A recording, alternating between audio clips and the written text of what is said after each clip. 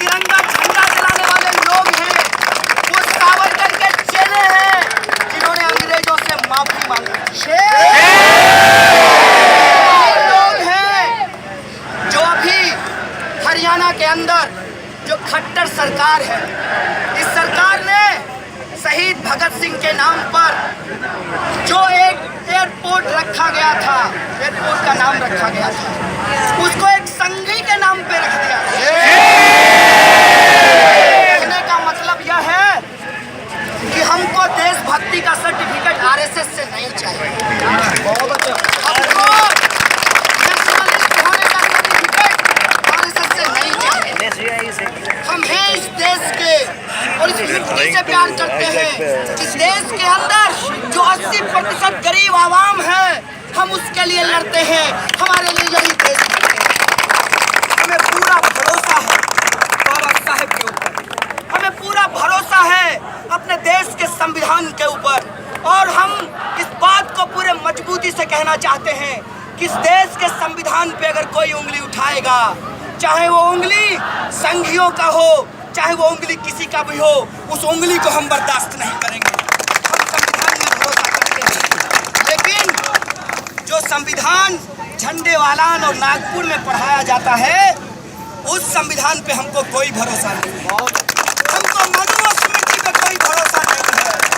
हमको इस देश के अंदर जो जातिवाद है उसके ऊपर कोई भरोसा नहीं है। और वही संविधान, वही बाबा साहब डॉक्टर भीमराव अंबेडकर संविधान में संवैधानिक उपचार की बात करते हैं। वही Baba Saheb doctor Bhimrao Ambedkar capital punishment को एबॉलिश करने की बात करते हैं। वही Baba Saheb doctor Bhimrao Ambedkar freedom of expression की बात करते हैं। और हम कॉन्स्टिट्यूशन को अपहोल्ड करते हुए जो हमारा बुनियादी अधिकार है, जो हमारा कॉन्स्टिट्यूशनल राइट है, हम उसको अपहोल्ड करना चाहते हैं। लेकिन ये बड़े शर्म की बात है, ये बड़े दुख की बात है कि आज एबीवीपी अपने मीडिया सहयोगियों से पूरे मामले को ऑर्केस्ट्रेटेड कर रहा है, पूरे मामले को डाइल्यूट कर रहा है। कल एबीवीपी के जॉइंट सेक्रेटरी ने कहा कि हम फेलोशिप के लिए लड़ते हैं। कितना रेडिकुलस लगता है सुन करके। इनकी सरकार मैडम मनुस्मृति ईरानी फेलोशिप को खत्म करती है।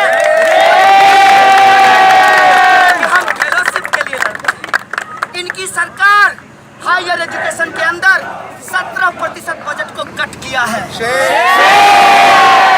उससे हमारा हॉस्टल पिछले 4 सालों में नहीं मिला, उससे हमको वाईफाई आज तक नहीं मिला, और एक बस दिया भेल ने तो उसमें तेल डालने के लिए प्रशासन के पास एबीवीपी के लोग रोलर के सामने जाकर देवानंद की तरह तस्वीर खिंचाकर कहते हैं कि हम हॉस्टल बनवा रहे हैं, हम वाईफाई करवा रहे हैं, हम फेलोशिप बढ़वा रहे हैं। इनकी पोल पट्टी खुल जाएगी साथियों अगर इस देश में बुनियादी सवाल पे चर्चा होगा।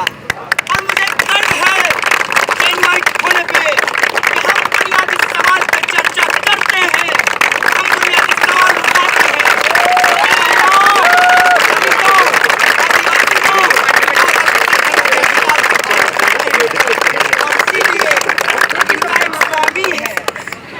स्वामी कहता है कि जेएनयू में जिहादी रहते हैं, कहता है कि जेएनयू के लोग हिंसा फैलाते हैं।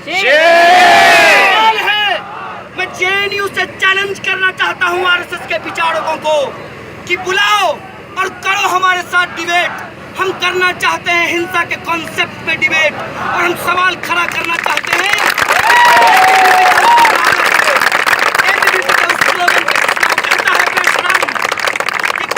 तिलक करेंगे, गोलियों से आरती। किसका खून बहाना चाहते हो इस मुल्क में तुम? चाहते हो इस मुल्क में तुमने गोलियां चलाई हैं अंग्रेजों के साथ मिलकर। इस देश की आजादी के लिए लड़ने वाले लोगों के ऊपर गोलियां चलाई हैं। इस मुल्क के अंदर गरीबी जब अपने रोटी की बात करता है, जब भूखमरी से लोग मर रहे अपने हक की बात करते हैं, तुम उन पे गोली चलाते हो। गोली चलाया है इस मुल्क में मुसलमानों के ऊपर, तुमने गोली चलाया है इस मुल्क में महिलाएं जो अपने अधिकार की बात करती है तो तुम कहते हो कि पांचों उंगली बराबर नहीं हो सकता। महिलाओं को सीता की तरह रहना चाहिए और सीता की तरह अग्नि परीक्षा देना चाहिए। किस देश में लोकतंत्र है और यह लोकतंत्र सबको बराबरी का हक देता है, चाहे वो विद्यार्थी हो, चाहे वो कर्मचारी हो, चाहे वो गरीब हो, मजदूर हो, किसान हो या अंबानी या अदानी हो, सबके हक की बराबरी की बात करता है। उसमें महिलाओं के हक की जब हम बराबरी की बात करते हैं तो ये कहते हैं कि आप भारतीय संस्कृति को बर्बाद करना चाहते हैं। हम बर्बाद करना चाहते हैं शोषण की संस्कृति को, जातिवाद की संस्कृति को, मनुवाद और ब्राह्मणवाद की संस्कृति को। आपकी परिभाषा से हमारी संस्कृति की परिभाषा तय नहीं होती। इनको दिक्कत कहाँ आता है? इनको दिक्कत होता है जब इस मुल्क के लोग लोकतंत्र की बात करते हैं, जब लोग लाल सलाम के साथ नीला सलाम लगाते हैं, जब मार्क्स के साथ बाबा साहेब डॉक्टर भीमराव अंबेडकर का नाम लेते हैं और अब्दुल्ला का नाम लिया जाता है, इनको पेट में दर्द होता है। और इनकी साजिश है, ये अंग्रेजों के चमचे हैं। लगाओ मेरे ऊपर डिफेमेशन का केस। मैं कहता हूँ कि आरएसएस का इतिहास अंग्रेजों के साथ खड़ा होने का इतिहास। देश के गद्दार आज देशभक्ति का सर्टिफिकेट बांट रहे हैं। मेरा मोबाइल चेक कीजिए साथियों, मेरी माँ और बहन को भद्दी भद्दी गालियां दी जा रही है। इसी भारत माता की बात करते हो। अगर तुम्हारी भारत माता में मेरी माँ शामिल नहीं है, मुझे मंजूर नहीं है यह भारत माता का कंसेप्ट।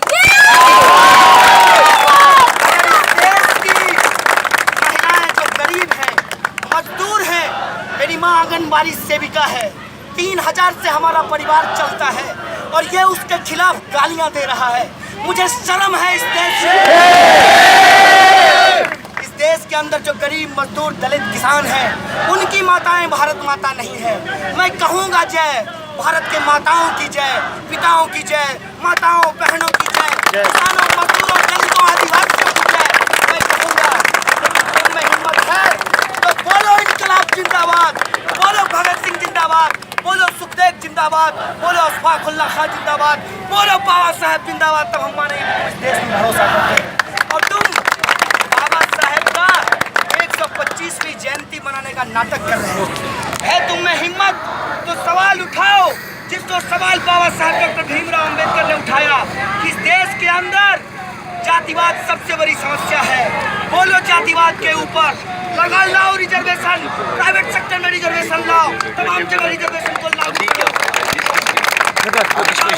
हमारा सवाल है, तब मानेंगे कि तुमको मीडिया चलाएगा नहीं है।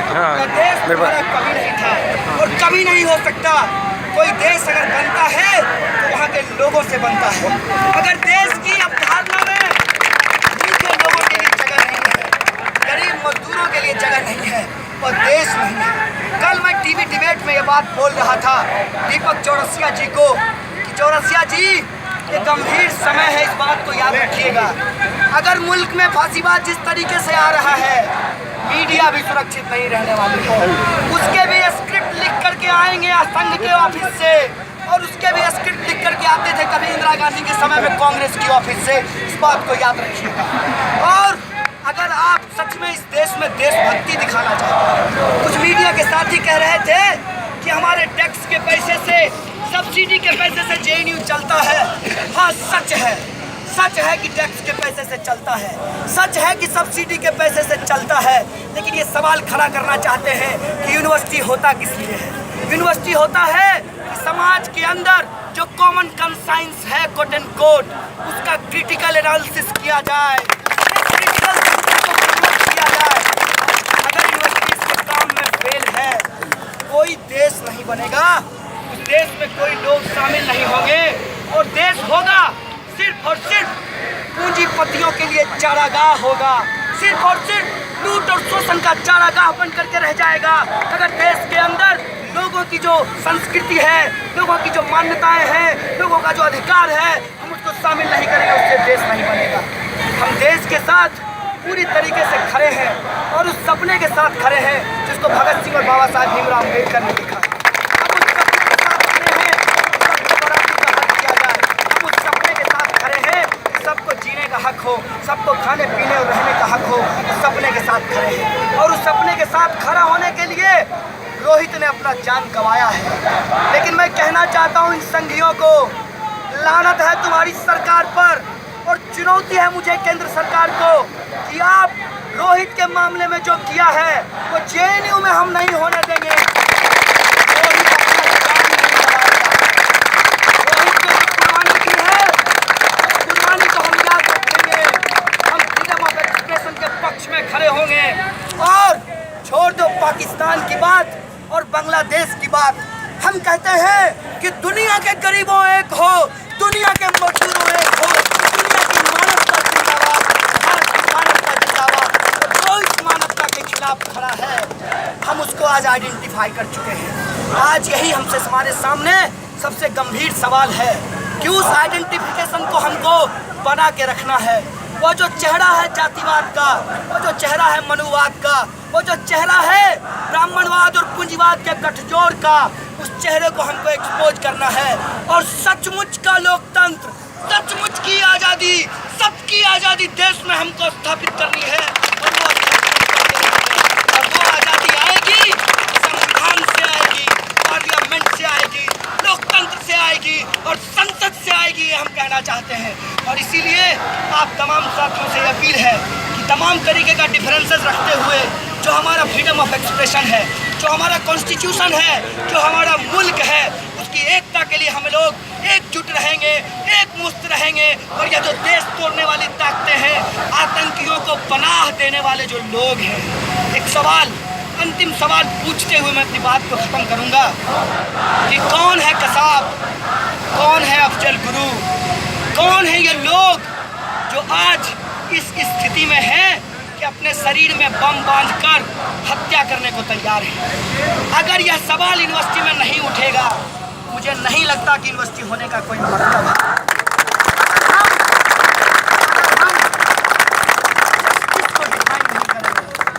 अगर हम वायलेंस को डिफाइन नहीं करेंगे, कैसे आप वायलेंस को देखते हैं? वायलेंस सिर्फ यही नहीं होता है कि हम बंदूक लेकर किसी को मार दें। वायलेंस यह भी होता है कि संविधान में जो दलितों को अधिकार दिया गया है, वो अधिकार जेएनयू प्रशासन देने से मना करता है। यह इंस्टीट्यूशनल वायलेंस है। इसके जस्टिस की बात करते हैं, कौन तय करेगा कि जस्टिस क्या है? जब ब्राह्मणवादी व्यवस्था थी तो दलितों को मंदिर में नहीं घुसने देते थे, यही जस्टिस था।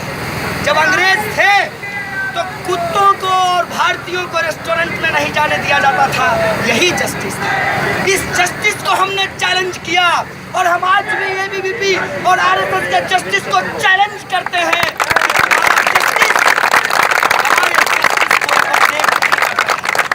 अगर तुम्हारा जस्टिस हमारे जस्टिस को एकोमोडेट नहीं करता है, हम नहीं मानेंगे तुम्हारे जस्टिस को और नहीं मानेंगे तुम्हारी आज़ादी को। हम मानेंगे उस दिन आज़ादी को जिस दिन हर इंसान को उसका कॉन्स्टिट्यूशनल राइट मिलेगा, जिस दिन हर इंसान को उसका संवैधानिक अधिकार देते हुए इस मुल्क के अंदर बराबरी का दर्जा दिया जाएगा, उस दिन हम जस्टिस को मानेंगे। तो बहुत गंभीर परिस्थिति है। किसी भी तौर पर जेएनयू किसी भी हिंसा का, किसी भी आतंकवादी का, किसी भी आतंकवादी घटना का, किसी भी देश विरोधी एक्टिविटी का कोई समर्थन नहीं करता। बड़े शब्दों में एक बार फिर से जो कुछ लोग अनआइडेंटिफाइड लोग जो पाकिस्तान जिंदाबाद के नारे लगाए हैं, जेएनयू उसके कड़े शब्दों में भर्त्सना करता है। साथ ही साथ एक बात जो है उसको आप सब लोगों को शेयर करते हुए, ये सवाल है जेएनयू एडमिनिस्ट्रेशन और एबीवीपी के लिए। इस कैंपस में 1000 तरह की चीज़ें होती है। अभी आप ध्यान से एबीवीपी का स्लोगन सुनिए। ये कहते हैं कम्युनिस्ट कुत्ते, ये कहते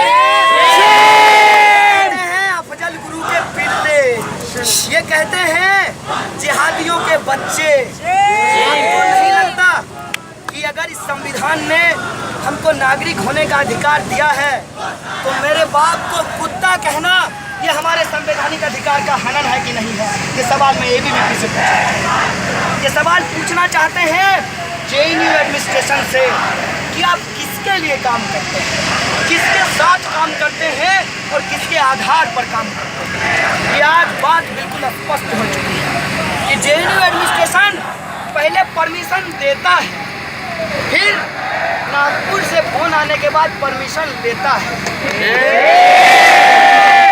यह जो परमिशन देने और लेने की प्रक्रिया है, यह उसी तरीके से तेज हो गई है इस मुल्क में जैसे फेलोशिप को देने और लेने की प्रक्रिया है कि पहले फेलोशिप आपको बढ़ाने की घोषणा की जाएगी, फिर कहा जाएगा कि फेलोशिप बंद हो गया है।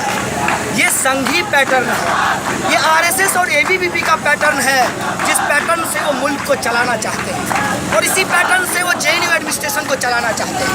हमारा सवाल है जेएनयू के वाइस चांसलर से कि पोस्टर लगा था जेएनयू में, बाकायदा पर्चे आए थे मेस में, अगर दिक्कत था तो जेएनयू एडमिनिस्ट्रेशन पहले परमिशन नहीं देता।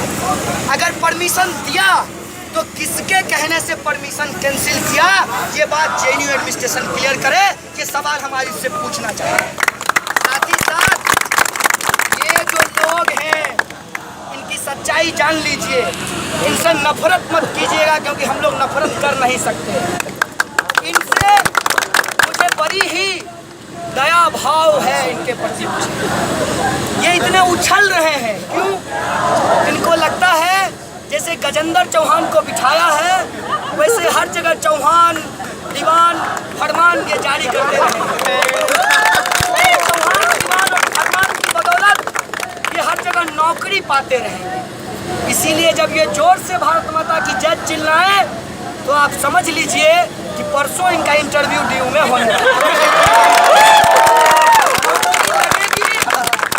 नौकरी लगेगी, देशभक्ति पीछे छूट, नौकरी लगेगी, भारत माता का कोई ख्याल नहीं, नौकरी लगेगी, तिरंगा को तो इन्होंने कभी माना ही नहीं, भगवा झंडा भी नहीं था। मैं सवाल करना चाहता हूँ कि कैसी देशभक्ति अगर एक मालिक अपने नौकर से सही बर्ताव नहीं करता, अगर किसान अपने मजदूर से सही बर्ताव नहीं करता, अगर पूंजीपति अपने एम्प्लॉयमेंट से सही बर्ताव नहीं करता, और ये जो अलग अलग चैनल के लोग हैं जो पत्रकार काम करते हैं 15-15 हज़ार रुपये में, इनके जो सीईओ हैं वो इनसे ठीक से बर्ताव नहीं करते,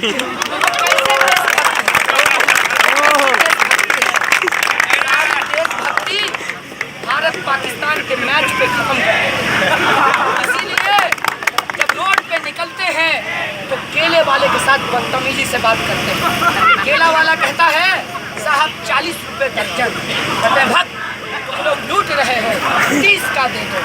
तो केला वाला अगर जिस दिन पलट करके बोल देगा ना तुम सबसे बड़े लुटेरे हो, करोड़ों लूट रहे हो, तो कह देंगे कि ये देशद्रोही है।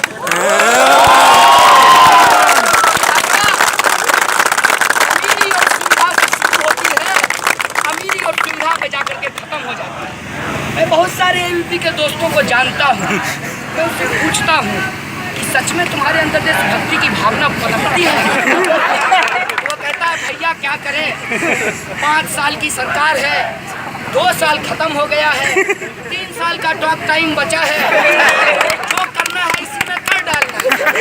तो हम बोले ठीक है कर लो, लेकिन ये बताओ कि जेएनयू के बारे में झूठ बोलोगे तो कल को तुम्हारा कॉलर भी कोई पकड़ लेगा और तुम्हारा ही साथी पकड़ लेगा जो आजकल ट्रेन में बीफ चेक करता है, तो पकड़ करके तुमको लिंचिंग करेगा और कहेगा कि तुम जो हो देशभक्त नहीं हो क्योंकि तुम जेनुआइट हो। इसका खतरा समझते हो? बोला इसका तो समझते हैं भैया, इसीलिए हम लोग जेएनयू शटडाउन का जो हैशटैग है उसका विरोध कर रहे हैं। हमने कहा बहुत बढ़िया है भाई साहब, पहले जेएनयू हैशटैग के लिए माहौल बनाओ, फिर उसका विरोध करो, क्योंकि रहना तो जेएनयू में ही है ना। इसीलिए मैं आप तमाम जेएनयू के लोगों से कहना चाहता हूँ कि अभी चुनाव होगा मार्च में और एबीवीपी के लोग ओम का झंडा लगाकर आपके पास आएंगे तो उनसे पूछिएगा कि हम देशद्रोही हैं, हम जिहादी आतंकवादी हैं, हमारा वोट लेकर के तुम भी देशद्रोही हो जाओ। जरूर पूछिएगा, तब ये कहेंगे कि नहीं नहीं आप लोग नहीं है, वो कुछ लोग थे। तो हम कहेंगे कि वो कुछ लोग थे, ये बात तो तुमने मीडिया में नहीं कही, तुम्हारा वाइस चांसलर नहीं बोला, और तुम्हारा रजिस्ट्रार भी नहीं बोल रहा है। और वो कुछ लोग भी तो कह रहे हैं कि हम पाकिस्तान जिंदाबाद नहीं लगाए। वो कुछ लोग भी तो कह रहे हैं कि हम आतंकवाद के पक्ष में नहीं हैं। वो कुछ लोग भी तो कह रहे हैं कि हमारा परमिशन देकर के परमिशन कैंसिल कर दिया, ये हमारे डेमोक्रेटिक राइट के ऊपर अटैक है। वो कुछ लोग हैं जो कह रहे हैं कि अगर इस देश के अंदर कहीं लड़ाई लड़ी जा रही है तो उसके समर्थन में हम खड़ा होंगे। इतनी बात इनके पाले पड़ने वाली नहीं है, लेकिन मुझे पूरा भरोसा है कि यहाँ ये जो लोग इतने शॉर्ट नोटिस पे आए हैं उनके पाले पड़ रहा है। और वो लोग इस कैंपस के एक स्टूडेंट के पास जाइए, उनको बताइए कि ये बीजेपी ना इस देश को तोड़ रहा है बल्कि जेएनयू को तोड़ रहा है। हम जेएनयू को टूटने नहीं देंगे। जेएनयू जिंदाबाद था, जेएनयू जिंदाबाद रहेगा। इस देश के अंदर जितने भी संघर्ष हो रहे हैं उस संघर्षों में बढ़ चढ़कर पार्टिसिपेट करेगा और इस देश के अंदर लोकतंत्र की आवाज़ को मजबूत करते हुए, आज़ादी की आवाज़ को मजबूत करते हुए, फ्रीडम ऑफ एक्सप्रेशन की आवाज़ को मजबूत करते हुए इस संघर्ष को आगे बढ़ाएगा। संघर्ष करेंगे, जीतेंगे और देश के गद्दारों को परास्त करेंगे। इन्हीं शब्दों के साथ आप तमाम लोगों को यूनिटी का अपील करते हुए बात को खत्म करूंगा। शुक्रिया। इंकलाब